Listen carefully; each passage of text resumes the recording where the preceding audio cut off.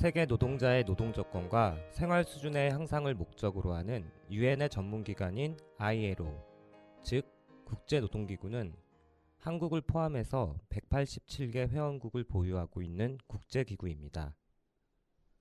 참고로 한국 정부가 비준한 ILO 협약은 8대 핵심 협약 중 7개를 비롯해서 모두 30개인데요.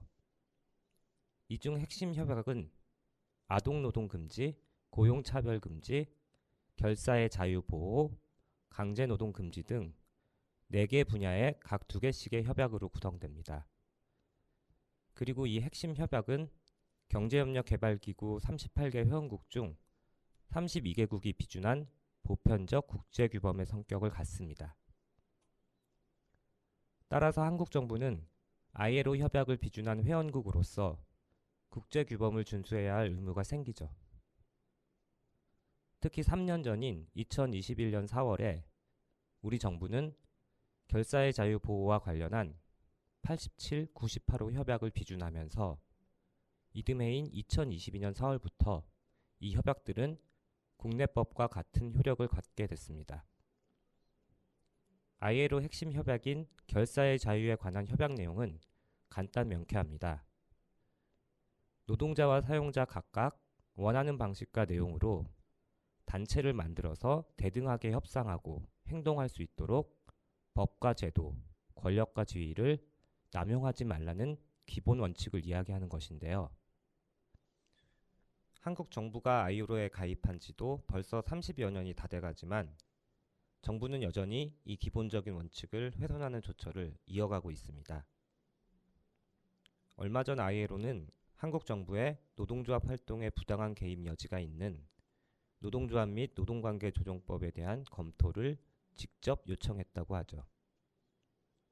언론 보도에 따르면 ILO 협약 권고 적용 전문가위원회는 지난해 11월 결사의 자유 협약 87호, 98호 이행에 관한 정부 보고서와 노사단체 의견을 검토한 뒤 총 23건의 사항을 지난 3월 한국 정부에 직접 요청했습니다.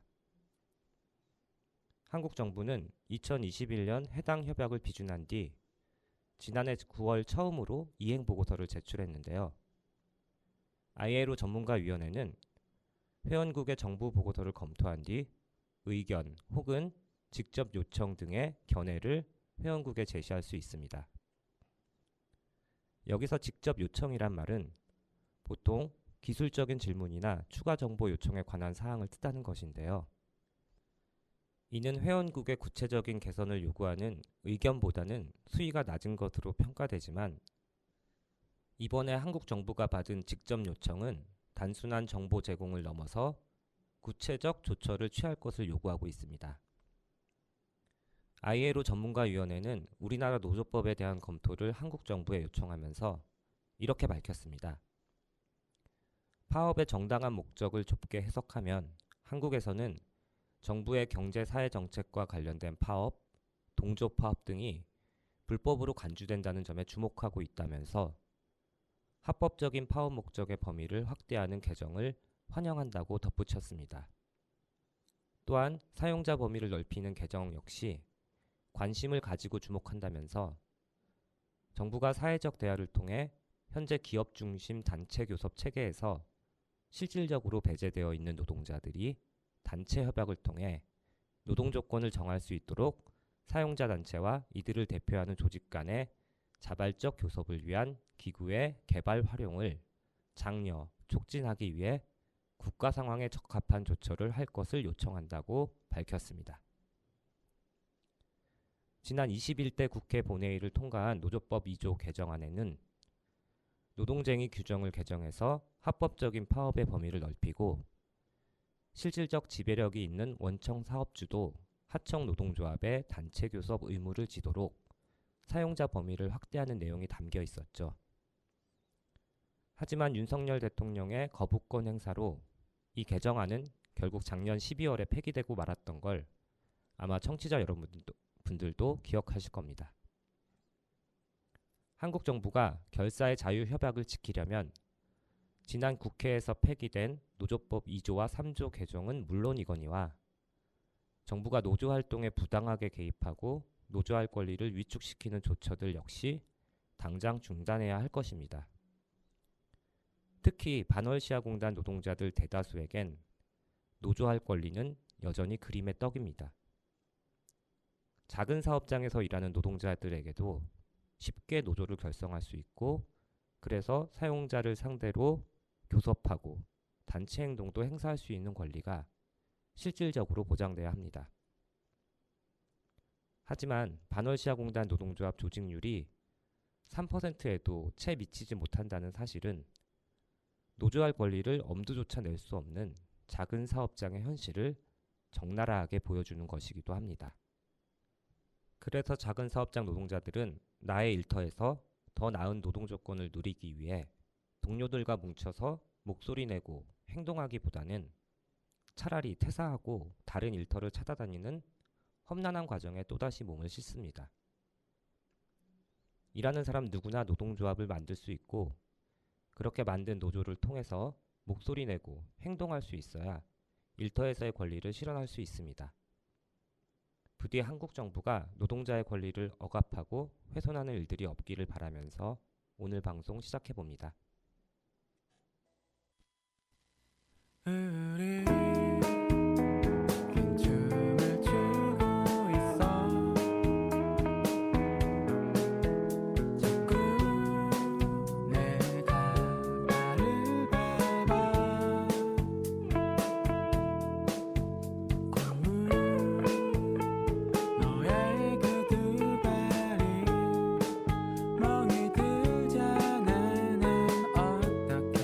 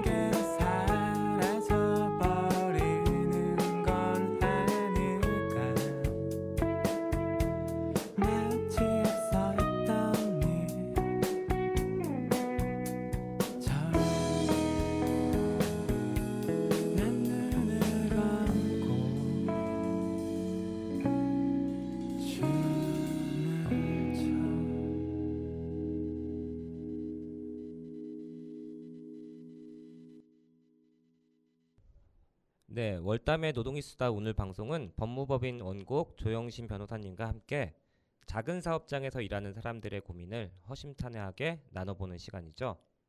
월담의 노동상담소 코너 속으로 들어가 보겠습니다. 영신님 안녕하세요.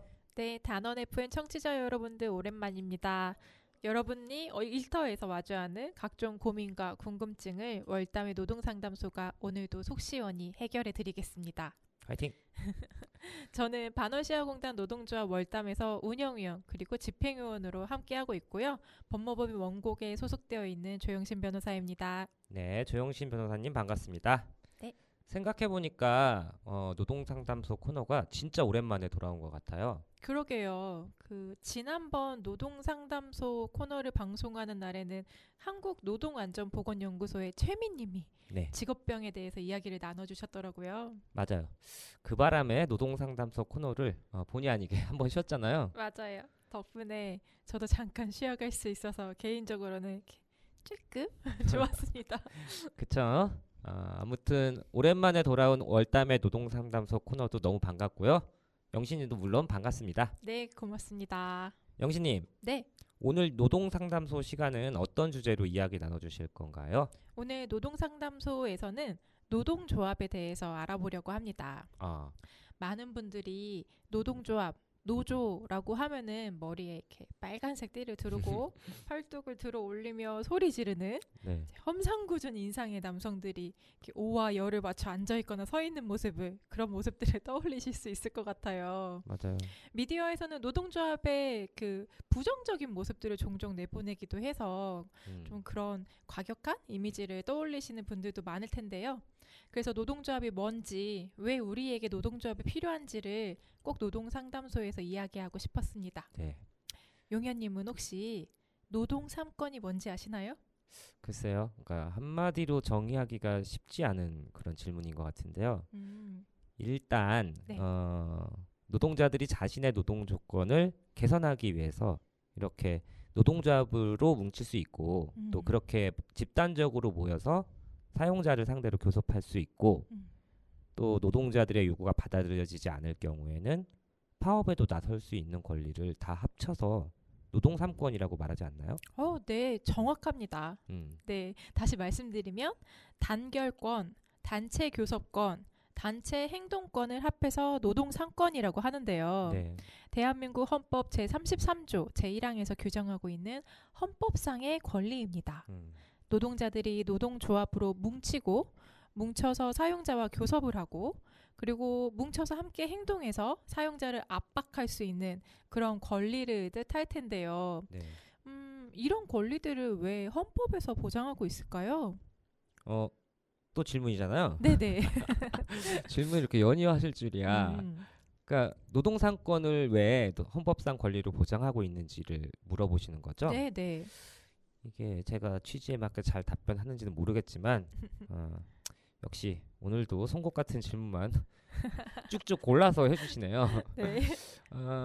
제 생각에는 우선 이제 개별적인 노사 관계로 보면 사실 이제 노동자하고 사용자 사이에는 힘의 차이가 생길 수밖에 없잖아요. 그렇죠.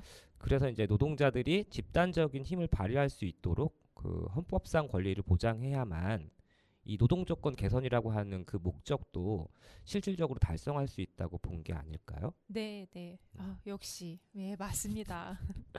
용현님 말씀대로 네, 노동자 개인은 사용자와 대등한 지위에 있기가 어렵죠. 네, 사용자는 이제 많은 노동자들을 고용하고 있고 생산 설비를 소유하고 있고 그리고 근로 조건을 통제할 수 있기 때문이에요. 맞아요. 네, 결국 노동 3권은 노동자들이 단결하여 사용자와 실질적인 대등성을 확보하고 그리고 근로 조건의 결정이나 지위의 향상에 있어서 교섭할 수 있게 하고 이를 통해서 자본주의 사회 아래에서 생존권을 보장받을 수 있게 한다는 그런 깊은 의미가 있습니다. 네. 그러니까 헌법에서 보장하고 있는 노동 3권이라는 그 기본권을 향유하기 위해서는 노동조합이 반드시 필요하다. 그런 말씀이신 거죠? 네, 맞습니다. 네. 노동자들이 단결하여 만든 단체가 바로 노동조합이기 때문이죠. 노동조합은 노동자가 주체가 되어 자주적으로 단결해 노동 조건의 개선, 기타 노동자의 경제적, 사회적 지위의 향상을 도모함을 그런 것을 목적으로 쫓는 단체 또는 그 연합단체를 말합니다. 노동자들은 이거 노동조합을 통해서 단결하고 단체 교섭을 하고 그리고 단체 행동을 할 수 있습니다. 네. 이렇게 중요한 노동조합인데 그럼 노동조합에는 어떤 종류들이 있고 어떻게 만들어지는지 살펴봐야겠죠. 그럼요. 네, 일단 노동조합은 4가지 종류로 크게 분류할 수 있습니다.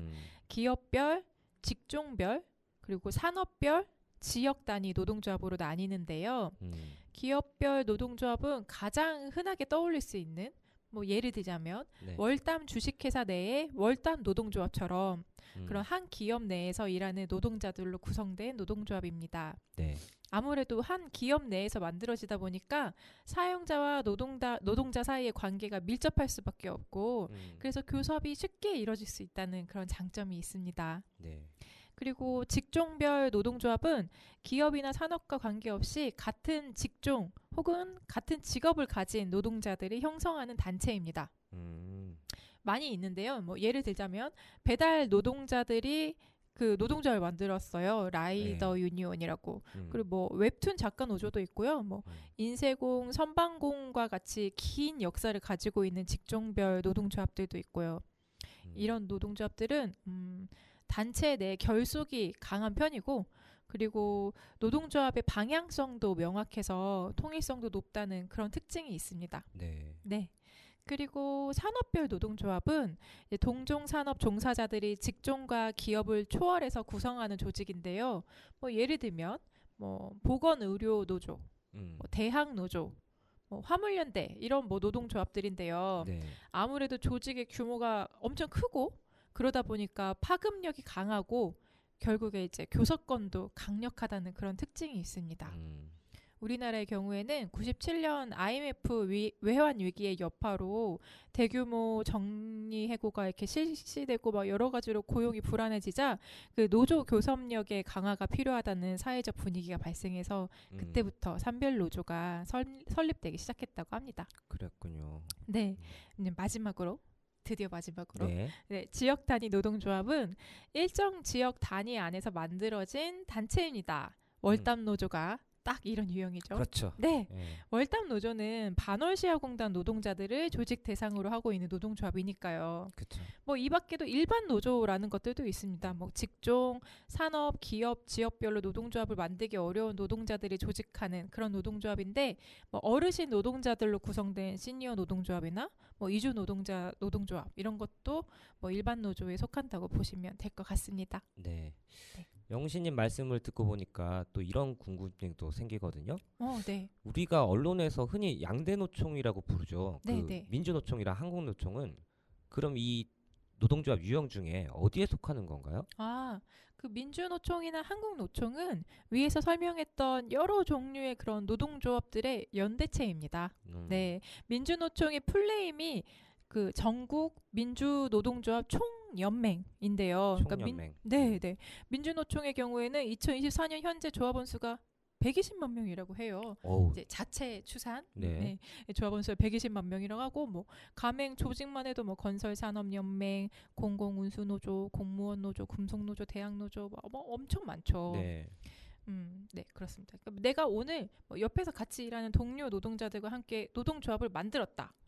그럼 이렇게 뭐 민주노총이나 한국노총과 같은 상급 단체에 가입할 수도 있고 안 할 수도 있습니다. 네네. 네, 이게 양대 노총 같은 그런 상급 단체에 가입을 하게 된다면 아무래도 이제 더 큰 노동조합이 돼서 교섭력도 강해지고 기존의 많은 노하우를 배울 수 있다는 장점도 있겠죠.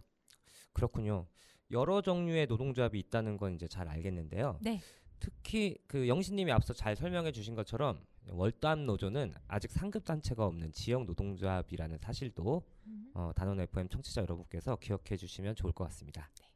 아무튼 그 나에게 필요한 노동조합을 찾아서 가입을 하거나 아니면 동료들과 함께 직접 노동조합을 만들 수도 있다는 점을 알아봤고요. 네. 영신님, 그러면 노동조합은 구체적으로 어떻게 만드는 건가요? 아주 쉽습니다. 쉬워요? 네, 뭔가 거창한 네. 단체를 만드는 것 같지만 노동조합을 만드는 것 자체는 그렇게 어려운 일이 아니에요. 노동조합을 만들고 싶은 사람들이 모여서 노동조합을 만들면 됩니다. 2명 이상이면 돼요. 둘이서도 만들 수 있군요. 네, 둘이서도 만들 수 있습니다. 이 조합원들이 총회를 열어서 규약도 만들고, 규약이라는 것은 이제 노동조합에서 지켜야 할 여러 가지들을 이렇게 규정하고 있는 그런 것들을 말하는데, 뭐 규약도 만들고 명칭, 소재지 이런 것들도 정하고, 그런 내용들을 가까운 시청에, 이게 이렇게 지역에 걸쳐서 만들어지는 노동조합의 경우에는 도청에 이렇게 설립 신고를 하면 됩니다. 그렇군요. 쉽죠? 네. 네, 고용노동부는 노동조합 설립 신고서가 접수되면 노동조합법 제2조에 따라서 각 요건들을 심사하게 되는데요. 이러한 심사 과정이 짐짓 허가제처럼 운용되어서 헌법이 보장하는 노동자의 단결권을 침해한다는 비판을 받고 있기도 합니다.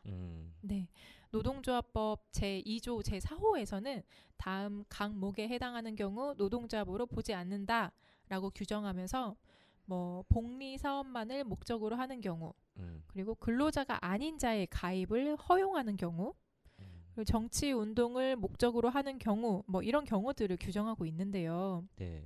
근데 여기서 이제 문제가 되는 지점들이 있습니다. 뭐 예를 들어서 노동자였는데 해고되어서 현재는 노동자의 신분이 아닌 사람이 계속 조합원으로 남아 있다면, 뭐 이 사람은 근로자가 아닌 자에 해당해서 가입이 허용될 수 없는 걸까요? 뭐 이게 부당 해고라서 곧 해고가 무효가 될 수 있다고 해도요. 좀 헷갈리는 부분인 것 같은데 용현님은 어떻게 생각하세요? 아니 뭐 또 질문입니다. 오늘따라 좀 질문을 많이 준비해 오신 것 같은데 앞으로 좀 자제해 주시기 바랍니다. 네? 저보다는 청취자 여러분께 많이 좀 질문을 해주시고 저희가 물론 이제 청취자 여러분들과 이렇게 실시간으로 소통하면서 방송할 수 있는 조건은 아니다 보니까 그렇죠. 네. 뭐 부득이하게 또 저한테 질문이 오는 것 같아요. 그렇죠. 용현님이 이제 청취자 대신인 거죠. 네, 청취자의 마음을 대변해서 네. 잘 모르겠다고 해도 되는 거잖아요. 그럼요. 하지만 네. 저는 답변을 할 수 있습니다. 그렇죠. 예, 네. 영신님께서 이제 방금 말씀해주신 것처럼 노동자가 단결할 권리는 헌법이 보장하고 있는 거잖아요. 네. 그러면 당연히 이제 정부의 허가를 받아야만 노조를 설립할 수 있는 것도 아니고, 네. 결국엔 노조 가입 자격이라는 것도 제가 보기에는 노동조합 구성원들끼리 알아서 정할 수 있는 문제 아닌가요? 네, 맞아요. 그래서 저도 이 경우에는 조합원으로 인정되는데 문제가 없다고 그렇게 생각합니다. 네. 그런데 고용노동부는 해직교사 9명을 노동조합에 가입시킨 정교조에 법외 노조라는 통보를 한 적이 있죠. 네, 그래요. 네, 이거 기사가 엄청 많이 났었던 사건이라서 기억하시는 분들도 많을 것 같은데, 네. 뭐 다행히 2020년 9월에 대법원이 그러한 고용노동부의 처분은 위법하다라고 최종 판단하긴 했는데요. 이 사례를 통해서 고용노동부가 노동조합의 자주성을 훼손한다, 이런 비판을 많이 받았습니다. 네. 거듭 말씀하신 것처럼 노동조합이라는 게 노동자의 노동 조건이라든지 사회적 지위 향상을 위해서 자주적으로 설립한 기구잖아요. 네. 그렇다면 정부나 기업이 노동조합의 운영에 대해서 부당하게 간섭하거나 개입하는 일도 없어야겠죠. 네. 이런 점에서 정부나 기업이 노동조합의 자주성을 함부로 침해하는 일들은 더 이상 없어야 할 것 같습니다. 그럼 이쯤에서 노래 한 곡 듣고 이야기를 계속 이어가 볼까요? 네. 오늘 제가 준비해온 곡은 아주 멋진 황소연님이 계시는 밴드죠. 새소년의 파도라는 곡입니다. 네, 함께 들으시겠습니다.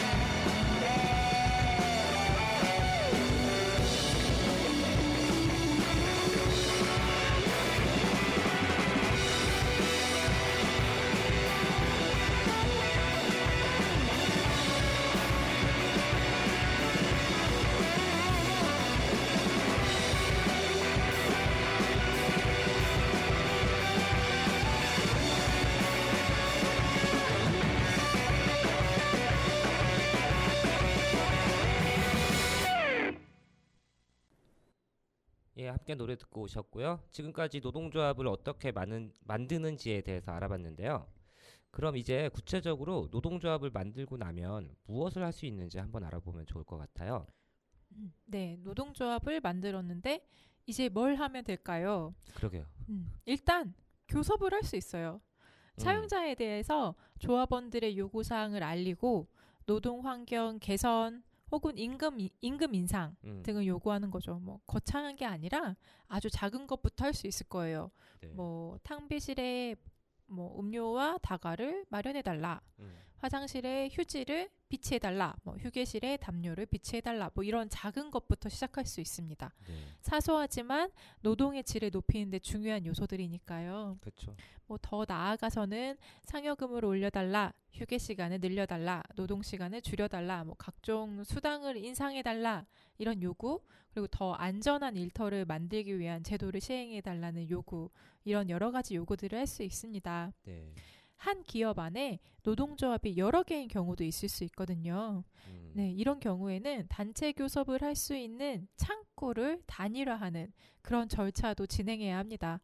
조합원 수가 더 많은 노동조합이 교섭 대표 노동조합이 되고 그 교대 노조에는 대표가 되지 못한 노동조합 그리고 그 노동조합의 조합원들에 대해서 합리적 이유 없이 차별하지 않는 그런 공정 대표 의무라는 것이 부여됩니다. 네. 네, 좀 어렵나요?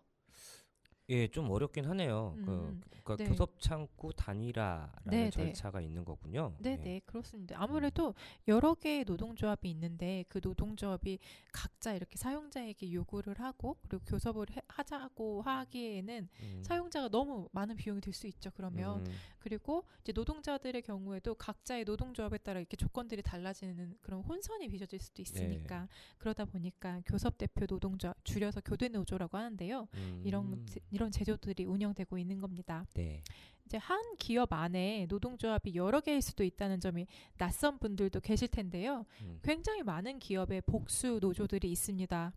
제가 예전에 서울지방노동위원회 공익위원이었거든요. 네. 거기에서 이제 공익위원으로 있으면서 공정대표 의무 위반에 대한 시정 사건들을 진행한 경험들이 있는데요. 뭐 그때 봤던 한 기업은 한 기업 안에 노동조합이 8개나 있더라고요. 8개면 많은 거 맞죠? 엄청 많은 거 아닙니까? 그쵸. 네. 그러니까 한 사업장 안에서 노조가 8개나 생겼다고 하면 그 제가 생각했을 때는 그 사업장은 뭐 기업 규모가 굉장히 큰 그런 곳인가 봐요. 많이 큰 곳은 아니었어요. 어, 환경미화 같은 그런 업무를 수행하는 노동자들을 파견하는 그런 업체였고요. 속해 있는 노동자가 한 500여 명? 그 정도 되는 업체였던 것 같네요. 그러게요. 그러니까 네. 큰 규모는 아니었군요. 네네. 아무튼 그 한 사업장에 2개 이상 그러니까 복수의 노조가 존재한다는 건 뭔가 이해관계가 서로 다르기 때문에 네. 뭐 대립하거나 혹은 경쟁하는 관계에 있었을 수도 있겠네요. 네네, 맞아요. 저는 아까 한 개 단위 사업장에 8개나 되는 노조가 있다는 말씀을 듣고 일단 그런 생각이 들었고요. 그럼 여기 사업장에 있는 노조들은 오늘 우리가 얘기했던 노동조합의 종류들, 그러니까 뭐 기업별, 직종별, 산업별, 지역 단위 노동조합 이런 것들이 다 있는 건가요? 그럼 뭐 8개나 섞여 있을 있으면? 수 있죠. 기업 노조만 8개가 있을 수도 있고 이런 게 섞여 있을 수도 있어요. 그러니까 예를 들어서 시니어 노조도 이렇게 걸쳐 있을 수 있고 여성 노조가 따로 같이 그 안에서 공존하고 있을 수도 있고 근데 여러 가지의 그 종류 노동조합의 종류들이 혼재되어 있을 수도 있습니다. 복잡하네요. 예. 네, 뭐 여튼 이제 네. 조합원 수가 잘못 카운트되어서 뭐 교대 노조가 못 됐으니까 시정해 달라는 신청이나 뭐 교대 노조가 공정 대표 의무를 지키지 않아서 우리 노동조합이 차별받게 됐으니까 시정해 달라 뭐 이런 신청들도 많았습니다. 네. 이런 문제들이 발생하면 노동위원회에 시정 신청을 할 수 있습니다. 그렇군요. 네. 노동조합이 교섭을 할 수 있다라는 점을 알아봤는데요. 이제 교섭이 다 잘 되어서 사용자 노동조합 쌍방이 잘 합의가 되면 아주 좋겠죠. 그렇죠. 그런데 그게 안 되는 경우가 있을 수밖에 없거든요. 네. 이제 그런 경우에는 어떻게 해야 할까요? 또 질문이에요. 네, 네. 저희가 이제 노동상권을 앞에서 알아봤잖아요. 네. 그러니까 노조를 자유롭게 결성하고 가입할 권리가 단결권이죠. 네. 예, 그리고 사용자를 상대로 노동 조건에 관해 교섭할 권리는 단체 교섭권. 그러면 이제 남은 하나가 단체 행동권이니까 네. 그 권리를 행사해야 되는 문제 아닌가요? 네, 맞습니다. 네. 단체 교섭이 막혔으니까 이제 음. 단체 행동을 해야 할 때가 된 거죠. 네. 네. 노동 상권 중에 그 단체 행동권이라는 것은 이렇게 파업이나 태업 등의 쟁의 행위를 할 수 있는 권리입니다. 네. 파업이라는 건 이제 노동자들이 요구 사항을 쟁취하기 위해서 집단적으로 일손을 놓음으로써 사용자에게 타격을 주는 집단 행동이고, 노동 상권이 온전히 보장될 수 있도록 만드는 실질적이고 핵심적인 권리입니다. 네. 이게 우리나라 노동자 파업의 역사는 아주 멀리 저 구한말 음. 1898년으로 거슬러 올라갑니다. 네. 그 당시에 이제 금광의 이권이 외국인에게 넘어간 것을 반대하면서 광산 노동자들이 채굴을 거부했었대요. 아. 네, 이게 광현 광산 파업인데요. 음. 그리고 뭐 근로 조건의 개선을 요구한 목포항 부두 노동자들의 동맹 파업도 있었고, 이런 것들이 이제 우리나라의 최초의 파업으로 기록이 되어 있어요. 그렇군요. 네, 이후에 노동자들의 정치 사회적인 활동이 이렇게 증가해 오다가 그다음에 이제 박정희 정부 당시에 이 노동관계법이 개약되고, 그리고 뭐 국가보위에 관한 특별조치법이라는 것이 제정되고, 유신헌법도 발의되고, 네. 이러면서 노동쟁의가 전면적으로 금지되었었던 그런 시기도 있었습니다. 아. 그리고 1970년에 모두 다 잘 아실 것 같은데 그 전태일 열사의 그 분신 이후에 다시 노동운동이 기폭되어서 민주노조가 만들어지고 현재에 이르게 되었죠. 네. 즉 노동자 쟁의의 역사가 곧 노동운동의 역사이기도 합니다. 그런데 이런 노동조합의 단체 행동권에는 좀 제한들이 좀 있습니다. 네. 네, 그 노동조합법에서는 노동조합이 파업 등 쟁의 행위에 돌입하기 위해서는 그 목적, 방법 및 절차에 있어서 법령, 기타 사회질서에 위반돼서는 안 되고, 그리고 노동 쟁의의 목적은 임금, 근로시간, 복지, 해고, 기타 대우 등 근로조건의 결정에 관한 주장의 불일치로 인해 발생한 분쟁 상태로 국한한다. 이렇게 규정을 하고 있습니다. 그러니까 이런 규정들, 이 조건들을 충족하지 못했다면 법원은 그 파업을 불법 파업이라고 규정짓게 돼요. 아. 네, 그렇게 되면은 이제 사용자가 노동조합에 막대한 금액의 손해배상을 청구할 수도 있죠. 그렇군요. 네네, 이미 뭐 많은 노동조합들이 이렇게 파업을 했다가 불법 파업이라는 딱지를 받고, 그리고 사용자에게 이렇게 막대한 금액의 손해배상을 청구하느라 굉장히 힘든 시간들을 보내고 있기도 해요. 특히 우리나라가 심각한 것 같아요. 예, 맞습니다. 그리고 뿐만 아니라 음. 병원, 철도, 통신, 항공 뭐 이런 필수 공입 사업장 노동자들의 경우에는 뭐 필수 유지 업무 제도라는 것에 의해서 파업권이 제한되기도 합니다. 노동조합법 제42조에서는 업무가 정지되거나 폐지되는 경우 공중의 생명, 건강 또는 신체의 안전이나 공중의 일상생활을 현저히 위태롭게 하는 업무가 필수 유지 업무 제도라고 규정하고 있어요. 근데 정부는 이 법 말고 시행령을 통해서 광범위한 산업에 걸쳐서 필수 유지 업무 제도를 규정하고 있습니다. 네. 그런 경우에는 업무가 중단되지 않도록 해야 되니까 결국에는 파업권이 제한될 수밖에 없죠. 그렇겠네요. 네, 네. 그러면 좀 외국의 경우는 어떤가요? 우리나라만 좀 유독 이 단체 행동권을 제한하고 있는 건 아닌지 궁금하거든요. 네. 그 앞에 우리 오늘 오프닝에서 용현님이 말씀해주셨던 내용에도 있었던 것 같은데, 네, 네. 그 ILO 즉 유엔 산하의 국제노동기구에서는 국제노동기준 협약을 만들어서 회원국들이 이걸 비준해서 따르도록 그렇게 하고 있는데요. 네. 우리나라는 ILO 협약 제87호 즉 결사의 자유 및 단결권 보호에 관한 협약을 얼마 안 됐어요. 2021년에 맞아요. 그때서야 비준한 적이 있습니다. 이게 뭐 참고로 한국은 ILO 협약 비준 건수가 세계 최하위예요. 거의 그런 수준이에요. 네. 그러니까 전체 ILO 협약이 188개인데 그 중에서 24개를 비준해서 회원국이 183개국인데 그 가운데 128이라고 해요. 아이고. 이게 OECD 회원국 평균 비준 건수가 63개라고 하니까 저희 한 거의 2배 넘는 거죠. 그쵸. 네. 그러니까 정부가 국제 노동 기준에 얼마나 관심이 없는지, 그러니까 국제 노동 기준에 맞추려는 의지가 얼마나 없는지를 알 수 있는 대목입니다. 약간 얘기 샜는데 뭐 여튼 이렇게 위에서 말한 결사의 자유 및 단결권 보호에 관한 협약의 내용은 국제노동기구의 8대 핵심 협약 중 하나이고요. 네. 현재 183개 회원국 가운데 156개국이 이 협약을 비준했다고 해요. 그러니까 이 정도면 말 그대로 글로벌 스탠다드라고 할 수 있겠죠. 그렇겠네요. 네, 네. 그 내용은 사용자와 노동자가 어떤 차별도 없이 자율적으로 단체를 설립하고 가입할 권리를 보장한다. 노동자 단체와 사용자 단체는 자율적으로 규약을 제정하고 대표를 선출하고 활동을 조직하고 사업을 수립할 수 있으며 정부 등 공공기관이 이에 대해 간섭하지 않는다. 노동자 단체와 사용자 단체는 행정기관에 의해서 해산되거나 활동이 정지되지 않는다. 라는 겁니다. 네. 뭐 이 협약에서 파업권에 대해서 구체적으로 설명하고 있지는 않지만 그 ILO는 쟁의 행위의 유형을 통제해서는 안 된다는 입장을 고수하고 있고 다만 그것이 뭐 평화로운 방법으로 이루어지지 않는 경우에만 금지할 수 있다고 보고 있습니다. 네. 그러니까 위에서 저희가 말했던 것처럼 한국과 같이 여러 가지 그런 규정들을 들어서 제한하는 것은 옳지 않다는 거죠. 맞네요. 네, 네. 그게 글로벌 스탠다드인 거죠. 네. 네. 가끔 여러분들도 이렇게 해외 뉴스, 해외 토픽 이런 거 보면은 뭐 며칠간 지속되는 파업으로 영국의 철도가 멈췄다. 뭐 기차가 한 대도 다니지 않은 지 뭐 12시간이 넘었다. 네. 뭐 혹은 프랑스의 공무원 노동조합이 파업을 해서 소방관, 경찰관 등 그런 공무원들이 다 거리로 나왔다. 뭐 이런 내용들을 접한 경험이 있으실 거예요. 네, 맞아요. 네. 그런 내용만 봐도 한국에 비해서 단체 행동권의 제한이 적다는 걸 알 수 있죠. 뭐 사실 저는 그래요. 이럴 거면 협약을 왜 비준했는지 의문입니다. 협약을 비준했다면 네, 그 협약을 충실히 이행하기 위해서 노력을 해야 되는데 뭐 그런 노력은 보이지가 않네요.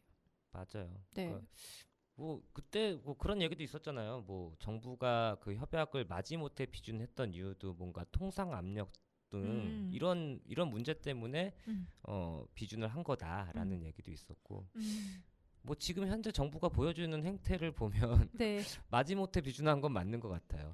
맞아요. 네. 아무튼 그렇군요. 대한민국 정부가 노동자들의 노동상권 행사를 제한하고 있다는 그런 이야기셨습니다. 그런데 여기서 또 한 가지 궁금한 게 있거든요. 이제 용현님이 질문을. 예, 이제 네. 역공입니다. 네. 사용자가 노동자의 노동상권 행사를 만약에 방해를 하잖아요. 그러면 그때는 어떻게 되는 건가요? 이 뭐 정부가 노동상권 행사를 제한하고 있을 때는 좀 막막한 감이 있지만 이제 사용자가 노동상권 행사를 방해한다면 이런 행위를 부당 노동행위라고 합니다. 아하. 네, 이게 금지하고 있는 행위예요. 예. 헌법에 따라서 노동상권이 보장되지만 사용자는 사회 경제적으로 우월한 지위를 이용해서 부당한 압박을 할 가능성이 있죠. 네. 그래서 노동상권을 적극적으로 보장하고 현실적으로 실현시키기 위해서 노동조합법에서는 부당노동행위를 규정하고 있습니다. 네. 네, 부당노동행위의 유형은 5가지가 있는데요.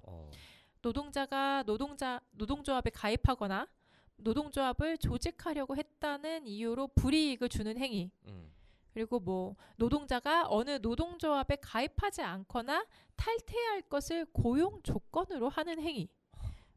노동조합의 대표자의 그 단체 교섭을 정당한 이유 없이 거부하거나 해태하는 행위.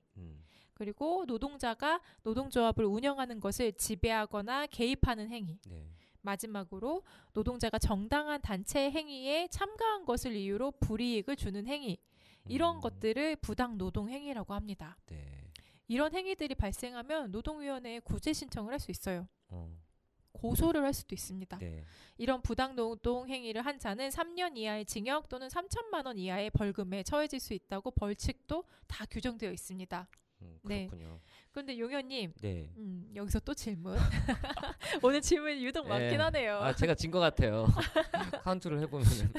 네, 질문입니다. 네. 2017년부터 작년, 그러니까 2023년까지 부당 노동 행위 혐의로 실형을 선고받은 사건은 몇 건 정도 될 것 같아요? 우리나라에서요? 이거 뭐 보기도 없이 이렇게 네, 복이 없습니다. 가혹하군요.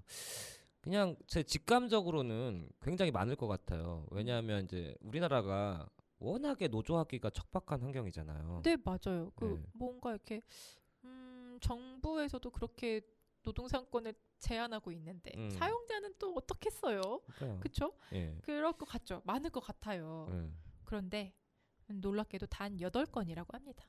아니, 8건이요. 아까 몇 년부터라고 했죠? 2017 부터. 2017년부터면은 네, 6년. 6년인데 네, 6년 동안 8건.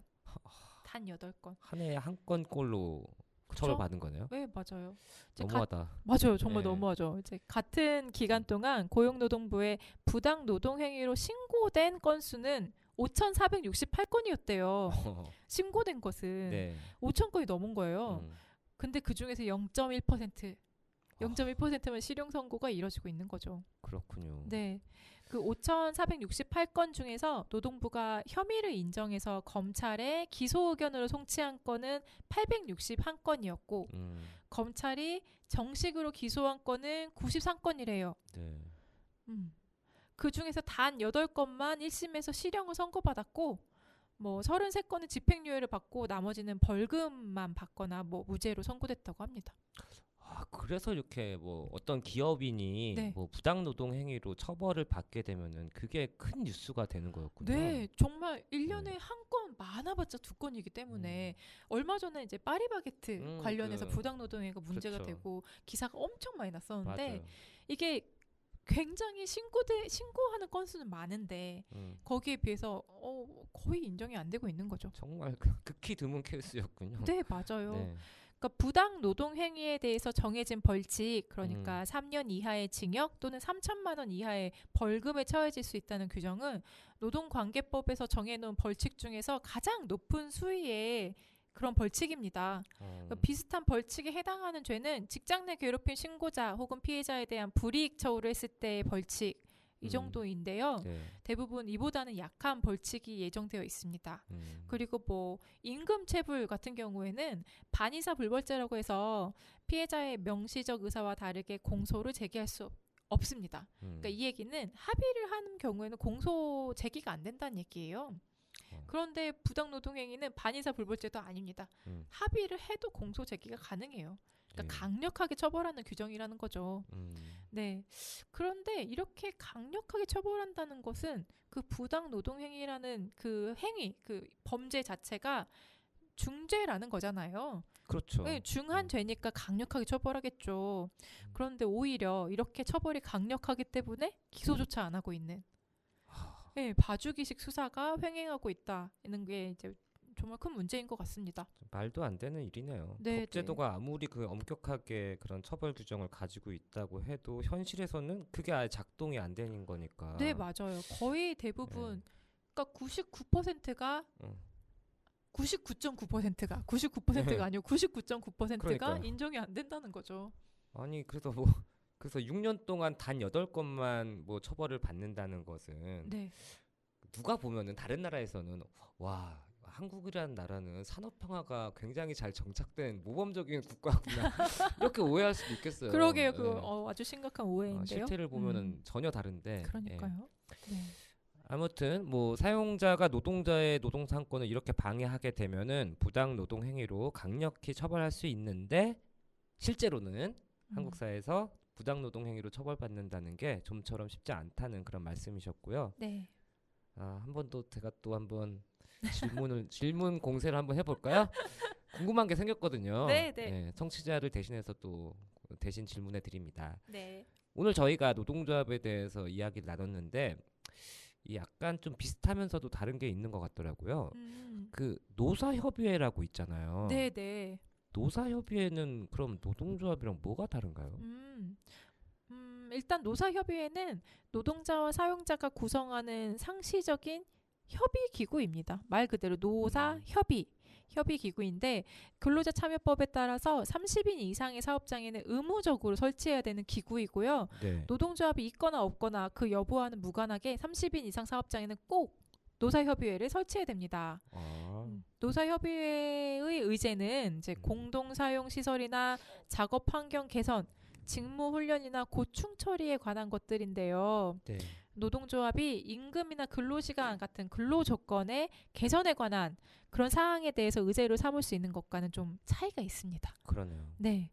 결국 노동조합이 사용자에 대하여 단체 교섭을 신청하고 뭐 이렇게 하는 것을 축소해서 노동자와 사용자가 동수로 모여 앉아서 협의할 수 있는 기구를 만든 것이 바로 노사협의회다라고 생각하시면 될 것 같습니다. 예, 아마 그 저희 방송 듣고 계신 반월시아공단 노동자분들 중에서도 자기 사업장에 노사협의회가 있는 경우가 좀 있을 것 같네요. 그 30인 이상 사업장의 의무 설치라고 하니까요. 그렇죠. 네. 그러니까 우리 반월시아 공단의 노조 조직률이 제가 알기로는 30%는 30%면 정말 지금 좋죠. 예. 예, 난리가 났죠. 네네. 예. 3%에도 못 미친다고 하거든요. 그러니까 네. 아마 대부분의 작은 사업장에서는 노사협의회가 노동조합의 기능을 대신하고 있을 것 같습니다. 네. 영신님 설명하신 것처럼 노사협의회는 노동조합에서 주요 의제로 다루는 뭐 임금이라든지 고용복지 같은 각종 노동 조건에 관한 결정보다는 주로 부가적인 사항에 대한 회사 측의 협조나 뭐 이해를 구하는 그런 협의 방식에 국한돼서 운영된다는 한계가 있다는 것도 유념을 해야겠네요. 네. 다시 정리를 해보면 노동자의 단결권, 단체 교섭권, 단체 행동권은 노동 조건의 개선을 위해서 노동자들이 자율적으로 행사할 수 있는 권리라는 거고요. 네. 우리 헌법에서 이러한 노동상권을 보장하는 이유도 결국 이런 거라는 말씀이셨죠. 네. 노사 간 힘의 불균형을 해소를 하기 위해서는 개별 노동조로서는 사용자를 상대로 교섭력을 갖기 힘들기 때문에 노동자들의 집단적인 결사의 자유가 허용돼야 한다. 그런 일터에서의 보편적 인권 개념이 자리 잡게 된 것이라는 이야기셨던 것 같습니다. 네.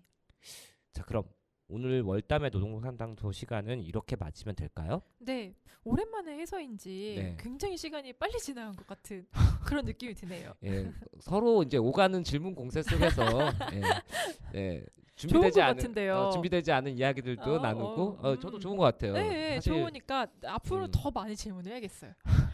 저도 마찬가지의 다짐을 하게 됩니다. 네. 네. 제 이야기는 여기서 마무리해도 좋을 것 같습니다. 네, 영신님 보내드리면서 저희는 노래 한 곡 더 듣고 오겠습니다. 이번 선곡도 영신님께서 준비해 주셨는데요. 마침 저도 좋아하는 밴드의 곡입니다.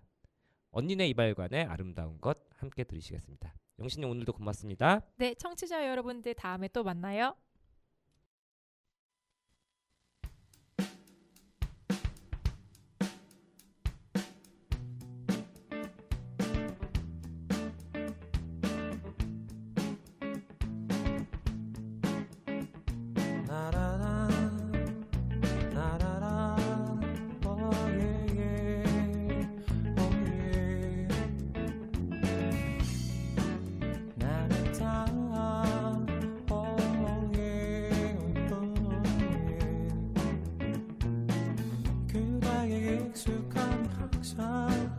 미쳐버릴 듯이 난 힘들어 당신은 내 귓가에 속에 내게 멈추지 않지만 하고 싶은 말이 없어질 때까지 난 기다려 그 어떤 말도 이제 우리 스쳐가 앞서가 나의 모습 뒤로 너는 미려두고 서 있어 언젠가 내가 먼저 너의 맘속에 들어가 하고 싶은 말이 없어지지 않을 거라겠지 그랬던 내가 이제 너를 잊어가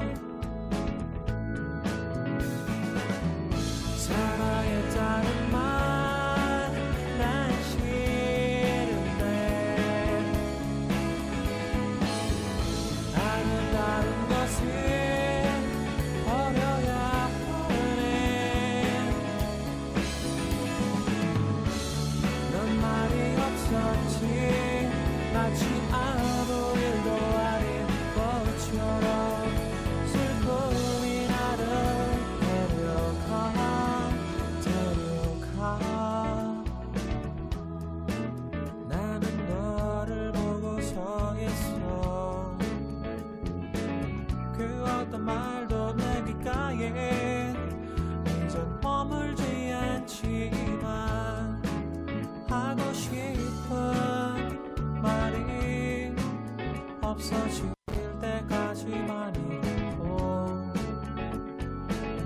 서로가 전부였던 그때 또 돌아가. 넌 믿지 않겠지만 yeah, yeah. 사랑했다는 말 난 싫은데 아름다운 것을 버려야 하네. 난 나를 지켰지 마치 아무 일도 아닌 것처럼. 그동안의 근심 어디에 놔버려둔지.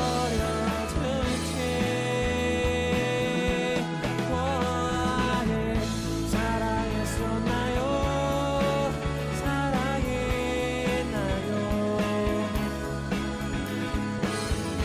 잊어버릴까 얼마 만에.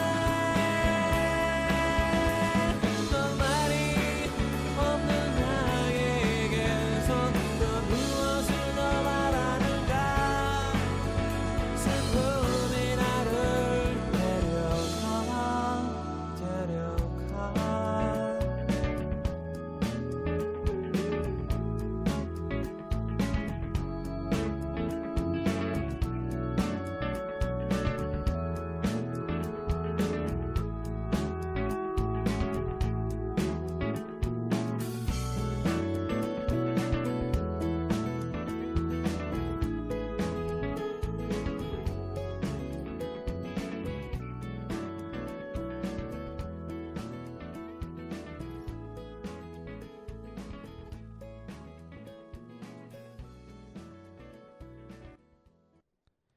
오늘 방송에서는 노동조합과 노동삼권에 대해서 조영신 변호사님과 함께 이야기 나눠봤는데요.